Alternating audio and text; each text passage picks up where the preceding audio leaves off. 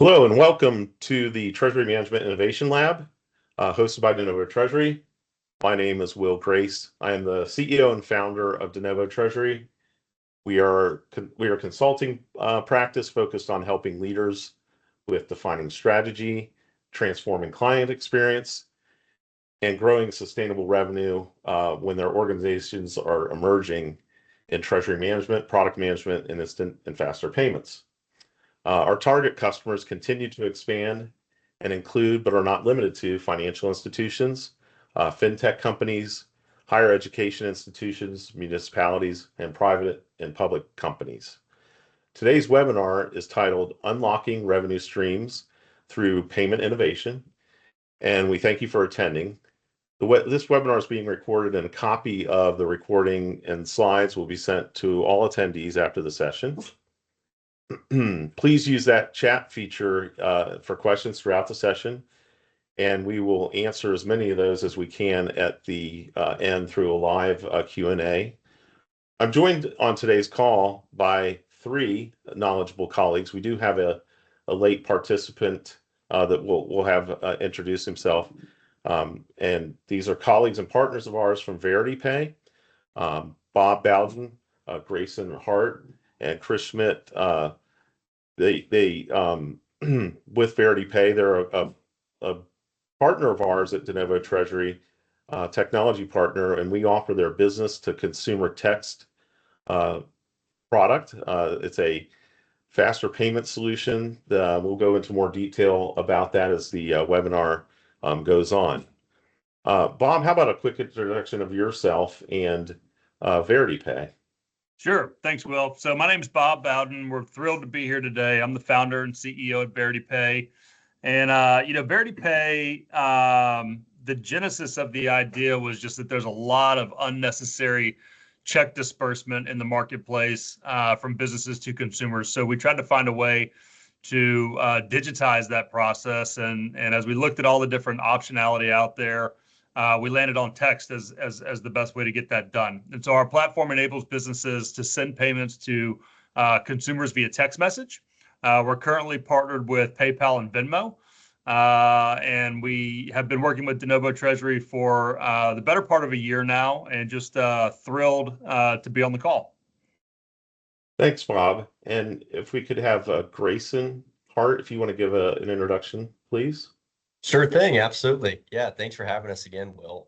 My name's Grayson Hart, business development here at VerityPay. I've been working with Bob for the past, I guess, about 3 years now, which is it's crazy that it's been that long. But exactly like Bob said, we're really passionate about the revolutionizing the business to consumer payment space, and all things treasury, all things payment. That's what we love. So we're excited to talk about it today. Yeah, thanks so much. And your colleague who's joined us today, which we're happy to have, if you want to go ahead and give an introduction, we'd appreciate that. Hey, Chris Schmidt, Enterprise Account Executive with VerityPay. Thanks for letting me slide in at the last minute. Sorry for coming in late, but I really appreciate the partnership. Will's team, DeNovo, the opportunity to work together side by side. Really appreciate the opportunity and really looking forward to a great conversation today.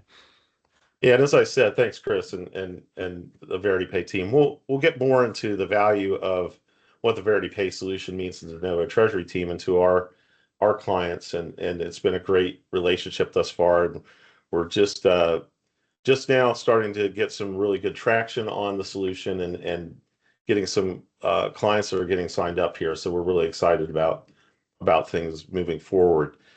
So as we get into the content for today, there's a few learning outcomes that you can expect. And those start with, we plan to cover the shift in Treasury from a cost center to a revenue center, and we'll get into more details on that. We're going to discuss leveraging technology to create new revenue opportunities, and finally, building a future-ready, revenue-focused roadmap.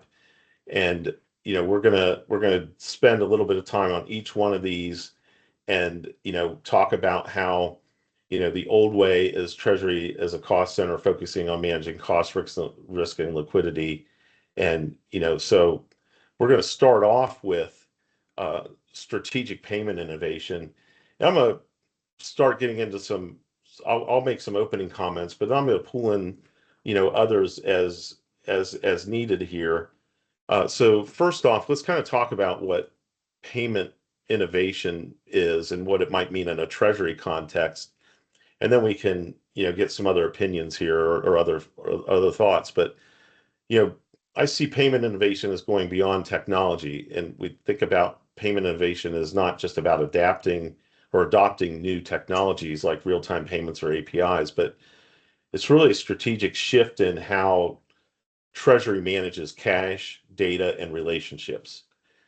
It's really about transforming payments from a simple mechanical transaction into a source of value and intelligence. So if you think about kind of maybe the traditional cores of innovation, I see this kind of as four different things: speed and availability, data and transparency, connectivity and integration, and then choice and flexibility. So the speed and availability, moving from a batch-based business hour processing process like ACH to a more 24 by 7 by 365 process like the instant payment network that we're seeing today with RTP and FedNow. On the data and transparency side, shifting from opaque, delayed payment statuses to real, to the rich real-time data that travels with the payment, which enables automated reconciliation and better forecasting. On the connectivity and integration side, we talk about APIs and, seamlessly connecting to a company's ERP and treasury systems directly with banking partners, which eliminates, manual process and data silos. And then choice and flexibility, meaning, offering and accepting a wider range of payment methods. So we're getting into things like virtual cards and digital wallets and account-to-account payments, and meeting preferences of customers and suppliers globally. So I'm going to pause there. I've given kind of my definition of what I think payment innovation means. Bob, Chris, Grayson, any comments that you'd like to interject on the meaning there that I had? I think that with technology, look, our world is changing so rapidly that you really need like a module-based payment machine, right? To be able to plug in, like if somebody wants to be paid on text, pay them on text. If they want to be paid on email, pay them on email, right? When it comes to, we operate in the B2C world, right? And so we try to think like our lab is to think like a consumer. But for those who operate in the B2B world, your lab should be to think like a business, and how do you want to receive as a business payments and that kind of thing. And so I think the ability to be agile right now is extremely important. Yeah, I couldn't agree more. And that speed and availability, and that's kind of what you're getting to as well when you talk about being agile is important with that. Chris, you're shaking your head. I don't know if you had something that you wanted to add to that. Absolutely. Innovation is a differentiator, and we can define and build on innovation in many different ways. And Will, y'all had a great post, and you're promoting an upcoming event, and 60% of consumers believe all banks offer the same services. Right. So Yeah. if Commoditized. Yeah. absolutely. So technology that we're speaking to today, it's a differentiator because it is an innovator, and you won't be seen as all banks offer the same services to their customers. Right.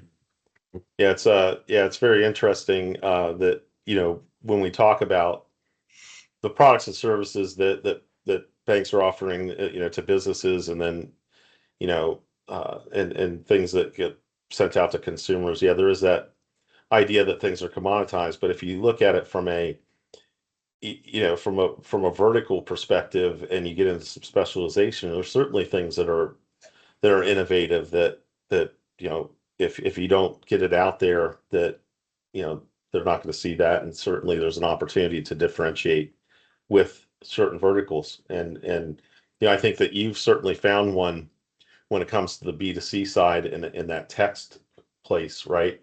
And something I want to get into, and I might be getting into it a little bit early here, is that when it comes to instant payments, and there's some challenges with the technology right now for especially community financial institutions and maybe some mid-sized ones as well. Either technology that's you know dated, so there's a cost associated with upgrading technology in order to get ready for instant payments, or a vendor that's taking advantage of an opportunity to upgrade their technology to a next generation, right? And so that's delaying the opportunity for these financial institutions to enter the market with instant payments. And the other factor with that is that, there's this notion that businesses, consumers don't know what instant payments are and they're not asking for it. Well, yeah, they probably don't, right? They don't walk into a branch or walk into a business and say, "I'd like to have an instant payment, please. I'd like to have a real-time payment. I'd like to have Fed now." They don't know this terminology, right? But what we're finding is that, they do ask for these things, but they don't use it. They don't use those terms. They say things like, Yep. "Hey, I'd like to get paid faster. I'd like to ensure that when I drop off my goods, that I'm being paid for these. And I'd like to know that the money has cleared my account when I drop off these goods," especially small business, that can't afford to, stop their supply chain because they haven't gotten paid, right? So are these the type of things that, that you're seeing as well? And I'm sure that had something to do with the way that you're putting out your product into the market. Yeah, absolutely. I mean, I know that we've seen on the very front side of things. I mean, the idea of just instantaneous everything nowadays is propagating just into every industry and every thing that we do. I was thinking, on the way here, I can order my groceries on my phone now. And it's something Right. that we take for granted, because it's become our reality. And I think exactly like you said, they may not necessarily know what to ask for, the specifics to ask for, but I do think the motivation and the want is absolutely there, because in every other area of life that's slowly becoming the norm is the option for extreme visibility and extreme speed and ease. And so I think, on the very front side of everything that we've been seeing, that's absolutely a driver. Yeah. Well, and even as a business owner or a small business owner, consumerization of B2B payments is here because we're all consumers, even as a business owner, right? So business clients now expect some of that same seamless, transparent, digital experience that they get as a consumer, right? So they're looking for consumer apps like Venmo or Apple Pay, right, to be able to experience those same things in their business. And so I challenge my clients that are you know that are on the smaller end, that are community financial institutions or even smaller mid-sized you know institutions, to say, you might not be, you know you might not hear the things that, like real-time payments or instant payments, but what you are hearing are things that are the same attributes that they're going to ask for, right? And and even if they aren't ready for it, I guarantee you that the use cases are there. And that's the way that we go about positioning VerityPay in your solution, is that we position it as a faster payment that's an incubator for instant payments. So because the use cases that you're putting out there are the same use cases. We think about gig workers and the small payments that are going out, micro payments are going out via check, that are going to a consumer, that frankly the cost of the check is more than the cost of the disbursement that's going out, right? And so that's problematic. And replacing those with a solution like a VerityPay it's a no-brainer. It should be. Yeah, and that's a great point. And I'd love to do a poll. How many of the business bankers' customers know the average cost of a check? Right. I bet you they would not know that. But they would not know. The Exactly. need is only increasing for direct digital payments. Right. And as you've Right. said, Will, they know there's a need, but they don't know how to connect the dot or ask the right question to identify it and bring it to the table. So with just a few questions, and this is where I know you're a great consultant and a great partner as we are, just a few questions, you can identify the need and connect all the dots for the customer. Like, I mean, just simple questions. Would a positive financial impact be of interest to you? Would an Yeah. operational efficiency gain be of interest to you? And I think this is one of the biggest ones. How about a better customer experience? Is that something that you would be interested in? Right. Yeah. Right. I Yeah. totally agree, Chris. And sorry, Will. I was just going to Yeah, say, please.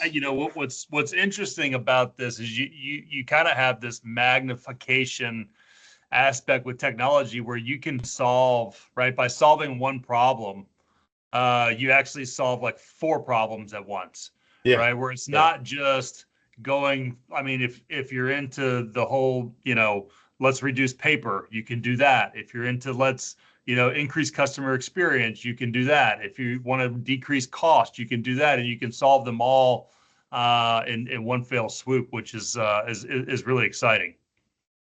Yeah. And, I think about things like, you're evolving the client and supplier expectations. You're getting to real-time data. You're getting close to instant payments with this. And you're doing things like,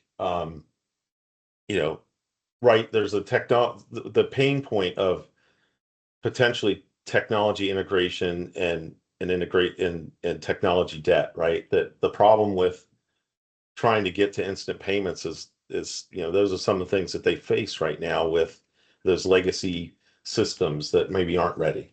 And this is a way to kind of fill the gap.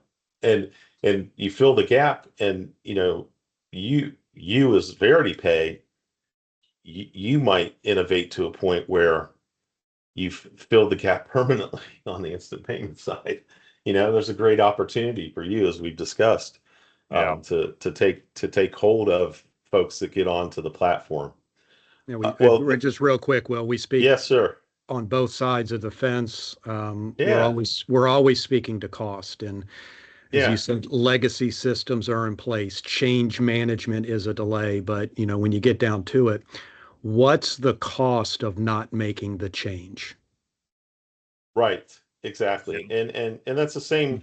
It's the same, discussion that we have with instant payments too. What's the cost of not getting into the market with that? Well, this is a way to kind of get your way into the market with a faster payment that's very similar, that solves some of the use cases. And it's a way to also kind of build the business case that yes, we do have a need for an instant payment. So um, so kind of got off onto some of those things about payment innovation, got into I guess this does kind of speak to industry trend on how we get to instant payment, real-time data, and client expectations there. But I do want to start to get into the next subject, which is technology integration for revenue enablement. And Bob, I think you were going to lead us in this discussion, and if I could turn that over to you and kind of go from there. Yeah. Absolutely. Yeah. Thanks, Will. So I'm going to take the next couple of minutes and just kind of unpack what technology integration really means when we talk about turning payments into a profit center, right? How do we go from this being a cost center into a profit center? And, historically, treasury and disbursement operations have been just completely bogged down by legacy systems, as we mentioned earlier, file-based workflows, manual reconciliations. I mean, on paper checks, like some of the folks that we talk to say, it takes us at least 90 days to start the reconciliation process, right? So these processes are slow, they're costly. They often require IT involvement on the legacy systems, even for the most minor changes. And then modern platforms like ours at VerityPay remove that friction, right? They let businesses issue payments directly from a browser or even with a text message without any integration required. And I think that's kind of a differentiator, right? We're going to get into kind of talking about integration and why that's beneficial. And we can certainly play in those fields, but we don't require it for onboarding new clients. And so it's a complete shift in how, funds move and how quickly value can be realized, right? So I think that's kind of the starting place and kind of the baseline. But when we talk about integration, right, we're not just talking about connecting systems, right? We're talking about connecting revenue opportunities by embedding payment functionality. Like we are going directly into, our clients' ERP, CRM, customer communication channel, and we want to be able to enable new paths to monetization, right? So especially on the bank side, when we think about our go-to-market strategy, as partnering with the bank, going into their clients, helping them digitize their disbursement functionality. We want that to be a win for the bank as well, right? For the financial institution, and not just another, place where vendors kind of lean on them. So things like fee-based disbursements and revenue sharing models and premium delivery options for instant payments are all things that are within our wheelhouse, right? So, for example, when a financial institution or a partner adds VerityPay as an option for their commercial clients, they're not just solving a pain point, right? They're creating new non-interest income. They're creating fee income, right? Which some of the most healthy banks spend about a third of their, if they're looking at rev ops, they're about a third. And Will, you can correct me on this because I could be a little bit off, right? I'm in the payment space. I'm not in the bank space. But about a third in interest income on their deposits, right? And a third in fee income. And so we really want to create that fee income to be the breadwinner, right, of the bank. And that's kind of where our position is, right? And so that it could be on a per payment model. It could be from a retention of corporate deposits, the ability to cross-sell faster payment rails. But it's simple math. Like every disbursement that runs through the system represents a potential event for revenue, right? And so if we look at the number of events that happen and the number of disbursements that happen, each and every one of those is not only potential for more fee revenue, for the bank, but it's a cost reduction for the client. It's a better experience for the consumer. It creates more stickiness. It's just a win across the board. So, and then, as we kind of talk about embedding and integrating and that kind of thing, APIs and embedded services are the enablers, obviously, of this new model with technology. With an API-first platform and architecture, right, we can integrate with virtually any ERP or treasury management platform. And that's always been the goal, right? The easier we can make it on the client to disperse funds, right? If they're logging in to do their treasury mechanisms and duties within, their FI's treasury platform, the easier we can integrate there, the easier we have, buttons that just go, hey, pay this person, the more likely they are to use those technologies, right?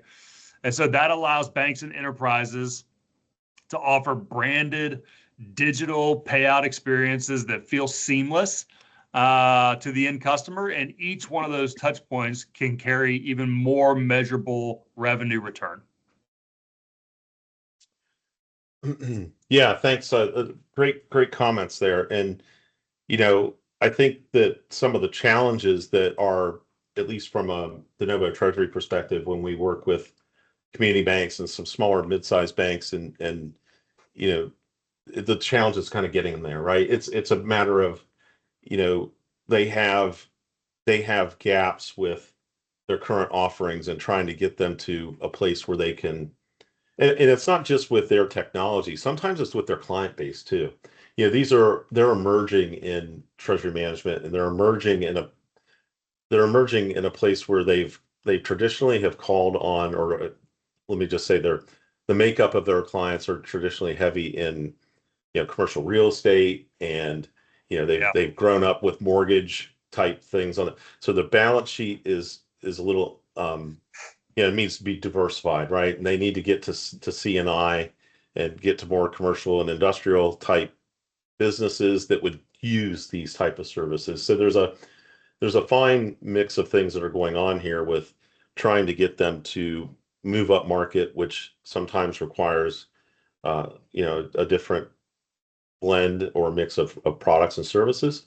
Maybe a shift in adding to their products and services. Is not a complete overhaul, right? It's more so adding to what they do today and helping them with bridging that gap, and then getting to the technology to get to APIs and embedded banking, which at the level that they are in their evolution, it's going to be partnering, right? It's going to be outsourcing because they don't have a technology staff internally, right? The technology people they have are there to keep lights on, to supply laptops and so on to people within the company and to work with vendors that they have outsourced to. But this is, so we at DeNovo Treasury are trying to help them bridge that gap, right? To get to this point where they can leverage these tools to get to this part of getting to that revenue enablement, right? So that's all great things. We just have to help them get to that. Well, it's super important work, and I think that there's another side to that too that we talk about often at VerityPay, and that's just in the realm of, look, I mean, we were just talking about revenue generation, but there's also losses that can be harvested as well, right? And so these banks, when their clients issue a check and that check becomes subject to fraud, more times than not, they're eating those losses. The bank is, right? And because they're going to reimburse their client, right? And so when you digitize, and we'll get more into the fraud side of this here in a little bit when Grayson and I talk about, the future ready treasury. But when you digitize, there's this notion that, instant, fast digital payments are more prone to be subjected to fraud. And it's actually just the opposite, right? I'm actually proud to say, I mean, at VerityPay, we've not had a single fraudulent event, right? Knock on wood. It hasn't happened yet. And so there's more to it than just revenue generation and integration. It's a benefit across the board. So would this be a good time, as we're talking about kind of the technology challenges with getting to this revenue source? Would it be a good time to talk about a use case maybe with Grayson? I don't know if this is a good segue for that. Yeah. No, this is perfect actually, because what I wanted to do was start with a case study, use case example from a financial institution's perspective, and then the second side will move into the client side, or a consumer. But this actually segues perfectly into what I had pulled up here. A lot of what Bob just spoke to. And so to start with the financial institution side, or in this case, a bank's perspective, this looks at specifically how the digital payment innovation can unlock those additional revenue streams that previously weren't there, as well as improve the operational efficiencies. So the bank in question here was, when they came to us, initially their main pain point and what they were struggling with was a check fraud situation, exactly like Bob just spoke to, and the pretty significant burden that causes, both financially and operationally. Like Bob just said, oftentimes the bank is left to manage the burden of that fraud and whatever loss is associated with the fraud. And obviously we all know that check fraud is very prevalent. I think everybody realizes that. But kind of going back to our discussion at the top of this webinar here, was a little bit of the unknown, especially when it comes to the business to consumer space, because it's not necessarily top of mind. You think checks, you think, okay, sure, peer-to-peer, maybe that seems to be going away. Business to business, paying vendors, potentially, largely, I think when I first think about check payments, I'm thinking consumer to business. I'm paying a bill, maybe. But they are still very prevalent in the business to consumer space. And while check issuing is declining, it's still the numbers are still pretty high in the business to consumer space. And so specifically, this bank was struggling with the fraud, check fraud in that business to consumer payment space. with the estimation is about 1.9 billion business to consumer payments happening annually every year. They specifically were seeing, in their bank, a different number, which I'll cover in a second. But that fraud was really causing them a lot of pain. And so that's what they approached us with first. That's what we set out to solve here. And so the Treasury team recognized they needed to tackle this head on, and they chose to opt for the digital disbursement rail, specifically VerityPay with us here. So here's what changed, and here's the initial number. So initially, the bank was seeing about 100,000 business to consumer checks issued annually from their commercial clients every year. So that's 100,000 checks from their commercial clients. Of those checks, about 15% were targets of check fraud. So 15% of the 100,000 were flagged for fraudulent activity, check fraud of some kind. 20% of those were actually registered as losses. What we were able to calculate is the average loss for each one of those checks that was considered a loss was about $1,400. So taking that average, applying that to the number of checks they were issuing annually, it was about $4.2 million in losses annually for the bank. And $4.2 million is a pretty significant amount of losses. That goes exactly back to what Bob said, in that it hurts. There's no dancing around that. That's a large loss. Obviously, with VerityPay, we've been able to essentially replace that fraud risk almost entirely. Like Bob said, we have not had an instance of fraud at all. It's pretty hard to wash or cook a check when there's no check. And so not only were they able to recoup those losses, or essentially eliminate those losses, but this segues into the second side of what we've been talking about here, which was the fee income. So they came to us with this fraud problem, and all of a sudden it opened this new door to reposturing the goal and function of the Treasury into being a revenue driver at the same time. So with this current example, this was actually a revenue share partnership example that we had with the bank here in question. And so they were able to generate $30,000 in revenue annually for simply solving their fraud problem. And now this is a very conservative, fee income. This is again, like I said, just the revenue share partnership. So there's very easily fees that can be tacked on top of that fee to generate, a lot more income. There's a lot of wiggle room there, specifically because of how much, I can speak to VerityPay in this case, but I think most digital disbursement options would be much cheaper than mailing and cutting and mailing a check. We take the average check cost of $8 a check. That's largely what's accepted as the average cost, and we try to offshoot that by a pretty significant amount. So there's a whole lot of wiggle room in there for revenue opportunity, while importantly still seeing that your clients are paying much less than they would have, and eliminating the whole headache that's involved with the fraud. And so in summary, in this instance, the total impact was a $4.35 million gain to the bank's bottom line annually. And that's combining the elimination of the fraud losses annually, as well as that fee income opportunity through the revenue share partnership.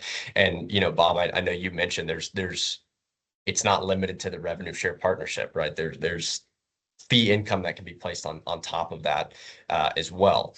But that's a high level example of the financial institution's perspective in a financial institution's use case, where the goal, the function of the Treasury was completely flipped from this essential, back office function into a client-facing income generator. So it was really, really interesting to see. So, question for you on the case study number 2 with the savings that was gained, and I was curious about this. I was thinking about the opportunity cost too of, what activities the individuals that are processing checks could be doing that are revenue generating, right? And I don't know if that was part of what that 4.3 million represented. No, I'm Yeah. glad you brought that up, because Yeah. absolutely, that's something that we, you know, and Bob and Chris can speak to this as well. Very frequently when we talk to banks, you know, part of that pain point is how much time their staff has to drop everything and take care of this check fraud issue. Sure. And Sure. it's exactly like you said, that time could be reallocated to, you know, what their job really is, right? And Yeah. going out Right. there. And so that was not included, but that's an excellent point. Yeah, and I think it would be short-sighted to look at this as like a cost save from a, from a human resource perspective. If anything, it's a reallocation. Even on processing the check, it's, hey, there's revenue generating activities that you push these resources towards, and things that you probably don't even realize that they could be doing today or should be doing today, that they're just caught up in answering questions about fraud, investigating about fraud, processing yes, there's the normal processing stuff, even just questions about researching a check that come in that's not even fraud related, that, hey, help me with this on clearing, and, items that don't get processed because of a problem with a micro line that still happen, even though we're in an electronic world. It's incredible things that go on with, processing issues in the back office that, uh, there are still, the check process is just wrought with issues. We can And continue to pile on there, Will. yeah, please do. How many incoming phone calls does the business receive? Where's my check? Yeah, You said right. my check was going to be Exactly. here. So Yeah. what we see, very, very large national emergency medical veterinary practice, over 50 locations. They have, from start to getting the check out the door, there's 20 touch points in that process. Yeah. Wow. Yeah. The earliest that a customer sees the check is 21 plus days. Wow.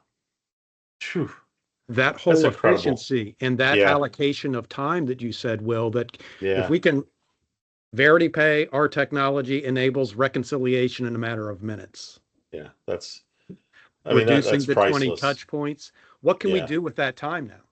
Yep, exactly. And I'm sure it's going to vary by business too on what you can Absolutely. do with it. But yeah, so it's almost, it's intangible. You can't even put a price on it. So let's move from the business cases to a future ready treasury. And Grayson and Bob, I think you're going to lead this discussion on kind of discussing regulatory and fraud landscape. Yeah, absolutely. Grayson, you want to start? Or do you want me to start? Yeah, I can take it away for sure.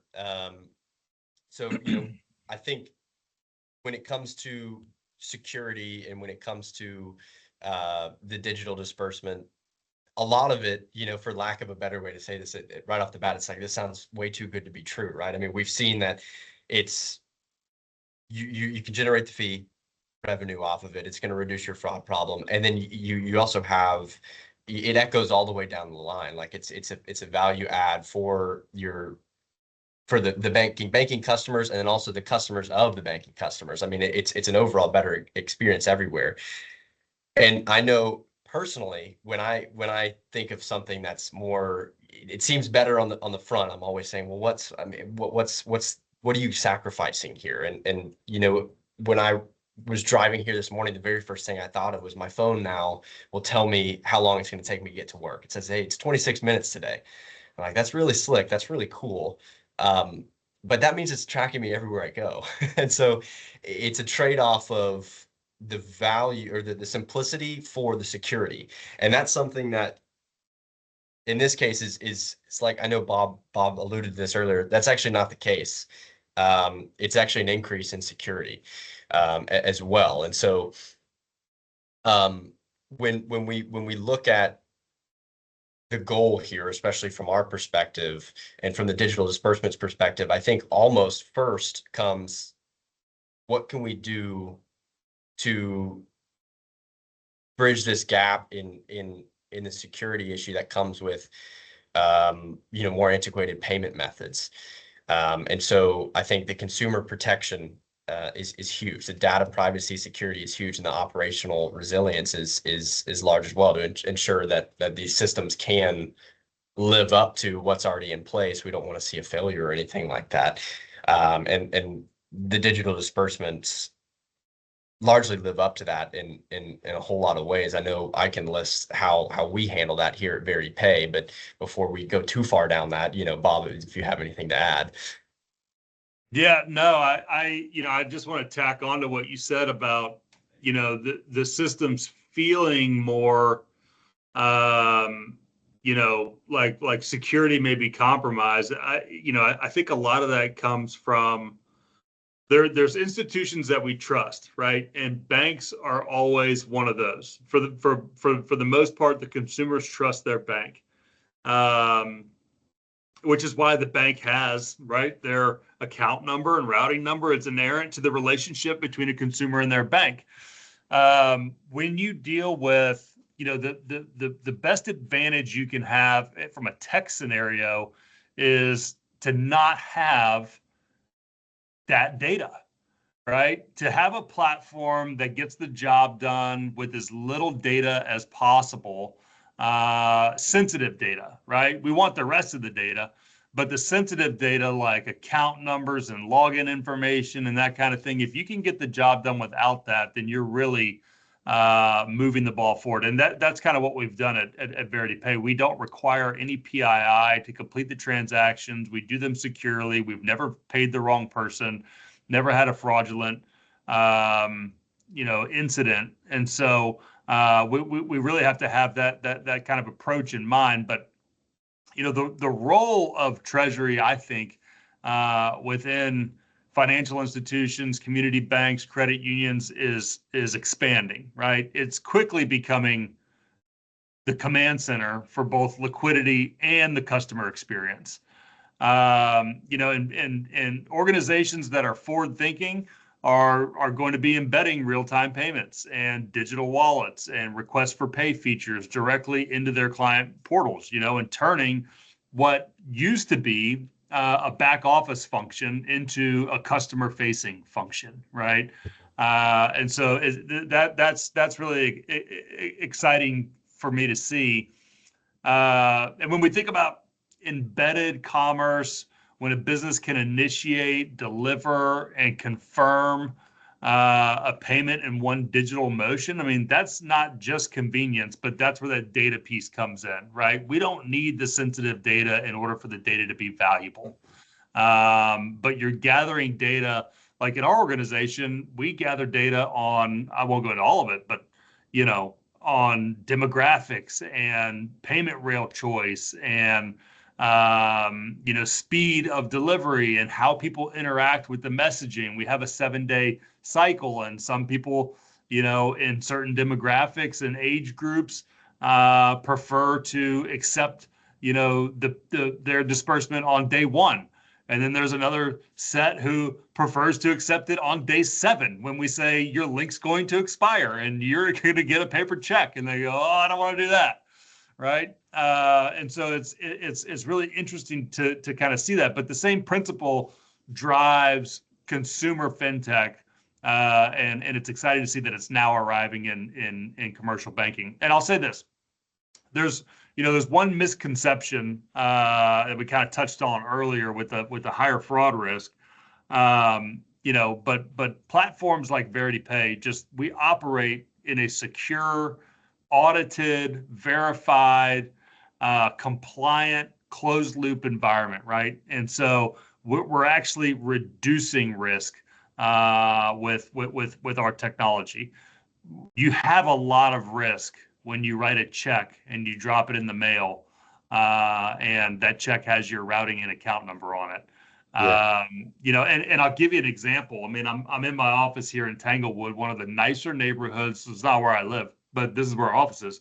One of the nicer neighborhoods in a town of 4 million people, right? We have one of the blue, USPS drop boxes out front of our office.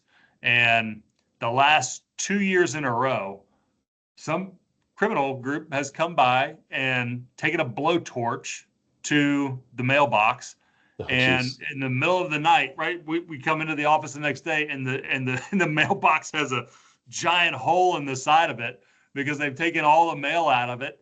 And they could have harvested a business's account routing number. They could have harvested an individual's account routing number. I mean, any check that's in there is subject at this point, right? And so, the more secure you can get, there are so many parameters around compliance these days in what we do that, we are a much more secure option than paper.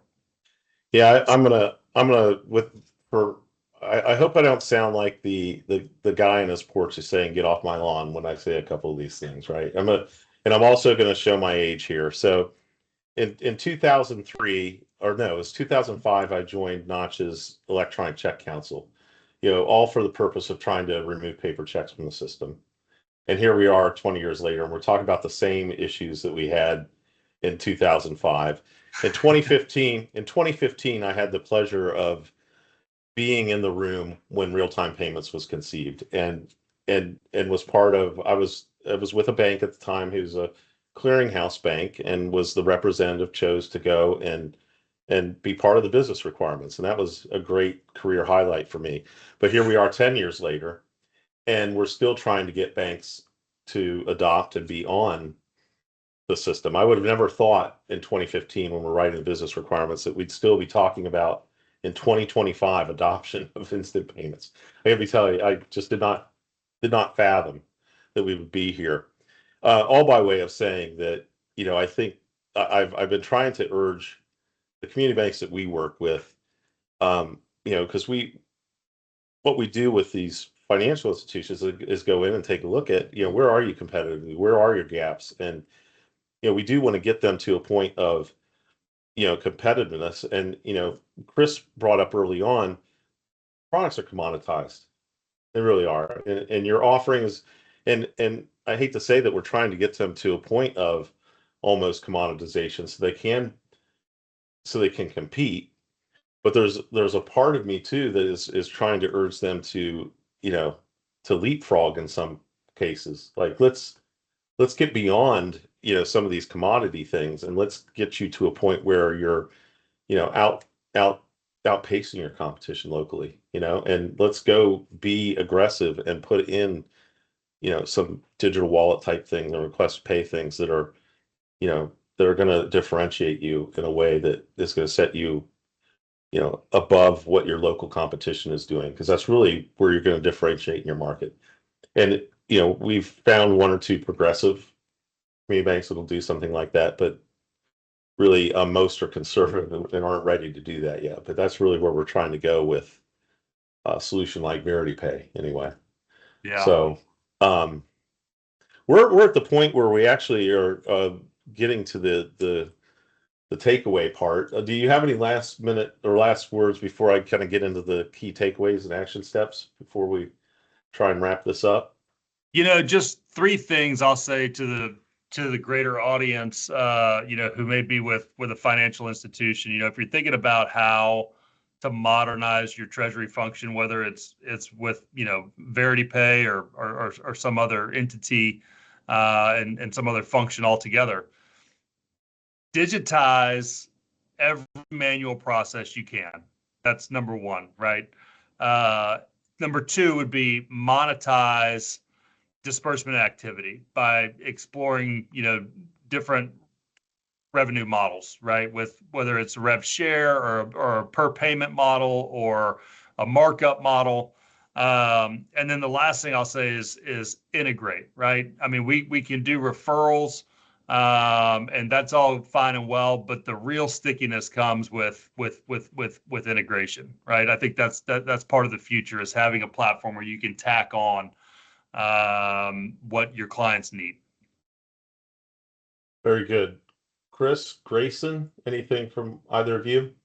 No, great wrap up. Love to get to this section, and we do have a couple questions that are in there, so hopefully we'll have time to hit those questions. Yeah, for sure. Yeah, just real quick, I just wanted to reiterate, make sure that you look to identify and tap revenue opportunities in your payment process. evaluate technology alignment with your treasury priorities, develop an implementation roadmap, and benchmark against best practices for session insights. And we thank you for your attendance and your attention today. And we're happy to take any questions that we can at this time. I believe we're going to open this up to the Q&A, Annette, to take some questions from our attendees. Yep, we Okay. are. Let me find our Q&A here. Yes, Sarah had one. Bob, I know you can take it. It's well, I'll let you segue there in it. I don't So see the our questions. first question here is from Sarah. If a bank or credit union is already on instant payments send but not receive, or vice versa, or they have instant payments on their roadmap already as a priority for the year, is it still worth it for them to offer a solution like VerityPay's? May I take this, Bob? Would you be Sure. all right if I take it? Please. Yeah, thank you. Yeah, I appreciate that. Thanks for the question. VerityPay is a great solution regardless of where instant payments is on your roadmap. Now, I will say that the way that DeNovo Treasury has been positioning us with our clients is that many of our clients that are looking at it have either received already or are about to receive and have send on their roadmap for probably 2026. But what we're seeing is a way to position VerityPay as kind of the incubator for getting ready for instant payments and kind of showing that there are use cases out there for instant payments and that VerityPay answers the same use cases. And so getting your whether they are treasury management sales advisors or if they are business bankers or commercial lenders, whomever you have that are frontline that are selling to your businesses, getting them accustomed to listening for those cues that that are associated with a use case that is either for VerityPay and or for an instant payment to help you prove that yes, indeed, we are ready for this and that you could build quickly a business case for it. I think that it also has relevance whether you're receiving and sending or doing send. Typically, you're going to receive before you send, so it's going to be if you're doing both. I think that VerityPay stands alone. Right now, they're doing Venmo and PayPal, and I don't want to speak to your roadmap, Bob, but I think that you could speak to the roadmap on some other things you're going to do in the future. Yeah, absolutely. So we have, all of our clients right now are just in the B2C send mode. But we do have plans to expand that to add, digital bill presentment and that kind of thing, which should be live before the end of the year. So we're super excited about that. So we have that in the works, but also more traditional payment rails, right? The peer-to-peer thing works for about 99% of all disbursements because of the value of those disbursements, right? So your average payment value on an outbound refund, rebate, overpayment is $162. But when you get into insurance claims, that number goes up dramatically. And so we do have plans to add more traditional payment rails, ACH, wire transfers, that kind of thing, where it would exponentially increase our cap on what we could send at any particular time. Yeah, and just one last thing with that, I think that at least on the consumer side, when it comes to business to consumer, there'll be a lot less friction on a request for payment, like the send portion, because one, not both entities need to be signed up for the same type of service. Because when you do a VerityPay request, there'll be so many options that the consumer can pay. They would be able to pay through PayPal and Venmo like they can today, but then they'll have an option for a credit card. They could do it through their bank. That's right. So it wouldn't require both banks to be signed up for a similar service. And I Right. think that's where you could actually circumvent potentially the need for a community bank to sign up. Not that I'm advocating for that, because I think I have to play both sides of the fence here with being part of a financial institution network of people that we support. But you could potentially circumvent the need for using an instant payment. But I think these financial institutions are going to have to at least get on to the receive bandwagon here. Absolutely. Well, Yeah. and the exciting thing about that is we want to partner with the bank, and we want to be sticky too, right? And so we're sure. developing and with the thought in mind of 20 years down the road. Yep. Right. And so, if that means that we have to continue to develop and come up with some new things in the future, then we absolutely are. And if it means they don't ever have to do instant payments, then sorry, Thanks for the question. Let's take another one. As a good follow-up to that last question, if one of these banks did decide to go with VerityPay, how long does it take to implement the solution? So there's absolutely no implementation necessary on the bank side. It takes us to get a client up and running at most 14 days. And so it's very quick. And we have an internal team who does all the campaign strategy to make sure that the messaging is congruent with the messaging on their website and that kind of thing. But for the bank itself, it's just a matter of going through, the paperwork and deciding how they want to partner. If they want to integrate, we can do that. Most decide, hey, let's start with a referral partnership, and go from there. And once we have kind of enough critical mass on the mutual client side, then we'll start the process of doing an integration. But it's a very, very light lift. So it's very much a done for you solution as opposed to a DIY. 100%. And I think Chris can speak to, kind of the sales side. This is also not a drag on their TMOs and RMs. We're going to work alongside them, but the selling is all done on our end. Chris, do you want to expand on that? Absolutely. So the bank partners that we have today and will have in the future, the intent and the ask is not for them to sell VerityPay. We can help them with questions to identify the need. And when they do think they have an opportunity, they hand that off to our team and we take that and run with that for them. They can be involved as much as they want, but they do not need to sell VerityPay as a solution. We're doing that for them. Well, that is Excellent. it for our questions in the chat. Okay. If there's anything else that you feel is pertinent to address for solutions or go to market or anything that we've discussed already, go ahead and do that now. If not, then I'll hand it off to Will to close us out. Thanks, Annette. Great questions from everyone, and we appreciate your attendance today. And thank you to our partner, VerityPay, Bob, Grayson, and Chris for joining us. I think it was a very great session, rich content and good information. Thank you for joining, and thanks everyone in the audience for joining as well. Thanks, Will. We appreciate the opportunity. Thank you.